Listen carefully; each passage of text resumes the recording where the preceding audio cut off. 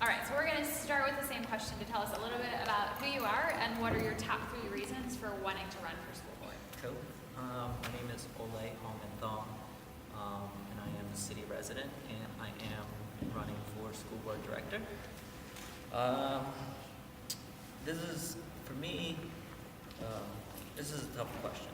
I mean, I feel like for any elected official or any position that you that is an open seat or anything, nobody's ever going to say, hey, you should do this. It really comes down to your internal self-motivation.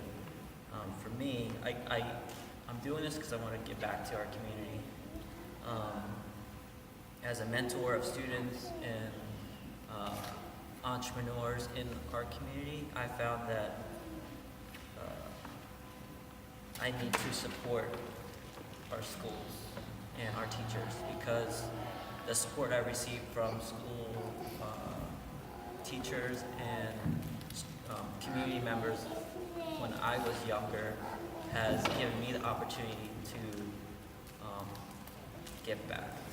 Without that support, when I was a high school student at Conestoga Valley High School, or a middle school student at Conestoga Valley Middle School, I wouldn't have this opportunity to even have the position to run, or the skills to run. So for me, my top reason is to give back to our community. My second reason is to inspire. I mean, as a young leader, I realize my role is to encourage other people to step up when they have the opportunity.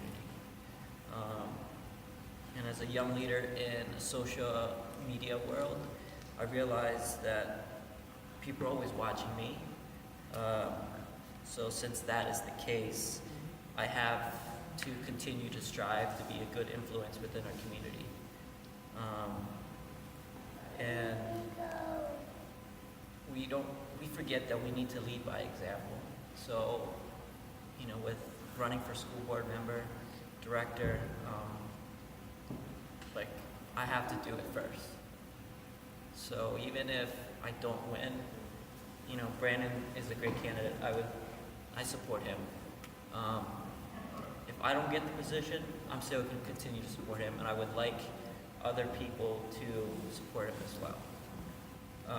Because his influence is going to shine light onto our next generation of kids and young adults that feel like they need to have a great role model. Just, your comment about your days off, you go to your son's school and have the opportunity just to watch, that is awesome. I think, more parents need to, step up and do that.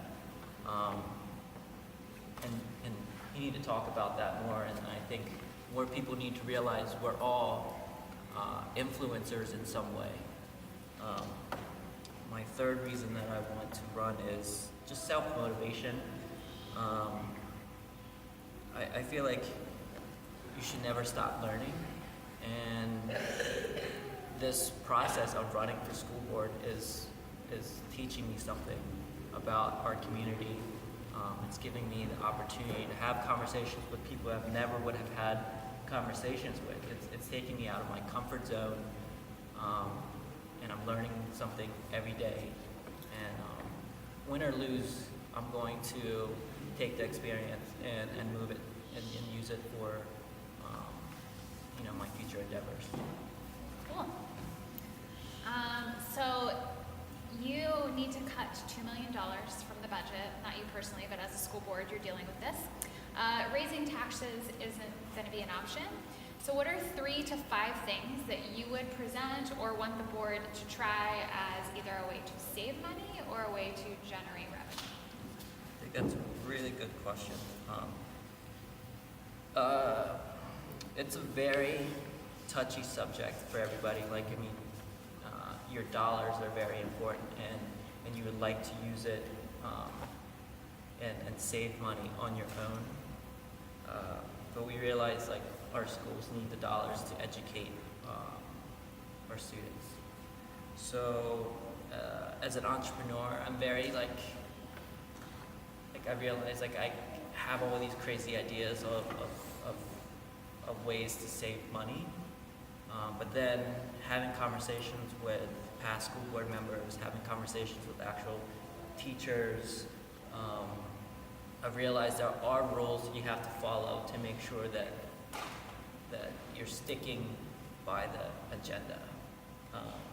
I'll share with you some of my ideas, but it doesn't mean that it qualifies to move forward, because if you go to the website and actually go through this school board rules and actually read the regulations, there's a lot of jargon and law text that stops school board currently from trying new ideas.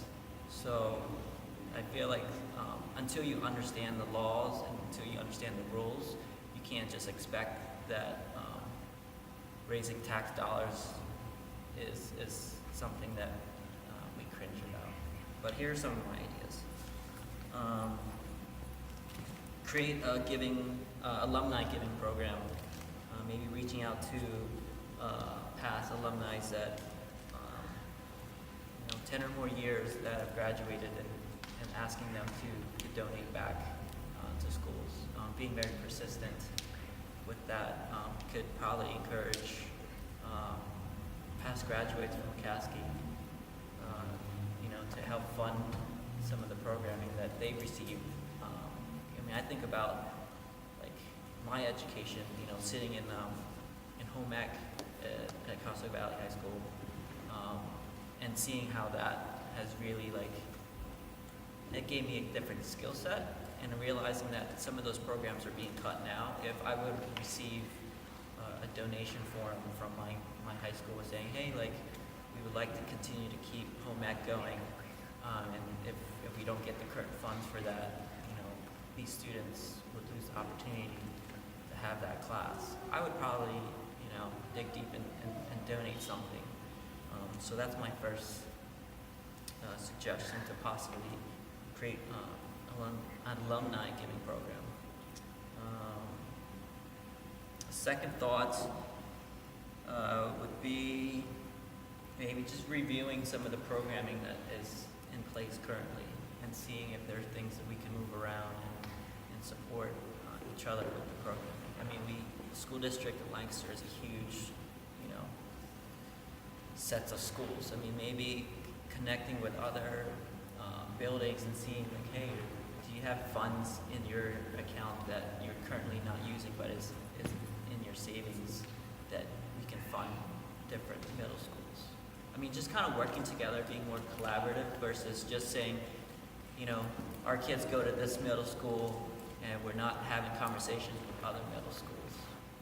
So having an open dialogue. We talk about transparency a lot, but in reality there isn't any transparency. I think just having that know-how or being educated in that aspect of where the funds are going could open up some dollars that we never thought about. Create sponsorships. Right now the school does have sponsorships for newsletters and programming and sports. What about sponsoring this theater? What about sponsoring classrooms? The Chamber of Commerce just recently just relocated to 115 East King Street. A majority of their fundraising has been based off of connecting with businesses to sponsor certain rooms within the Chamber building. So, and giving the businesses that have naming rights. I don't know if that's something that the school could do with the new buildings that we're creating. Giving naming rights to auditoriums versus just having banners up in the gymnasium. So, that's very unconventional, but it's something that we can continue to talk about. Be more supportive in the fundraising that is currently going on Just recently, I think there was a fundraiser at Commonwealth on Queen for the school district in Lancaster. I think we need to be supporting the the private fundraisers that are done for our schools. So we, as community citizens, need to be promoting it. Even if you can't attend, you need to have that dialogue. You need to be pushing that message so that people get to know about it, versus saying, "Oh, I can't believe I missed that event this past Saturday. I wish I knew about it." Well, the reason we're not finding out is we're not supporting our community leaders and our school. So I think there needs to be a way for that conversation to be had, and I think those are some of my ideas. Like I said, it's not your typical thought, but I didn't need you to follow the rules for that one. But apparently you got all the budget questions of the afternoon. So the next one is the school district is focusing on 21st century learning skills with a large push towards one-to-one technology. If the board had to make a decision, so in order to balance the budget, about cutting 10 teacher positions district-wide or having a new grade level go towards one-to-one technology, which would you advocate for and why? That's a tough question too. I mean, like you don't ever want to cut, teacher positions. I mean, like that's something that you really have to dig deep to figure out like what is the right thing to do. I guess my question would be, who is requesting this 21st century learning skill? Is it a teacher? Is it a student? Is it a parent? Or is it all of the above? You have to find out like the need. As a school board director, the need of the position is really for the student. So you need to identify like who's requesting this need.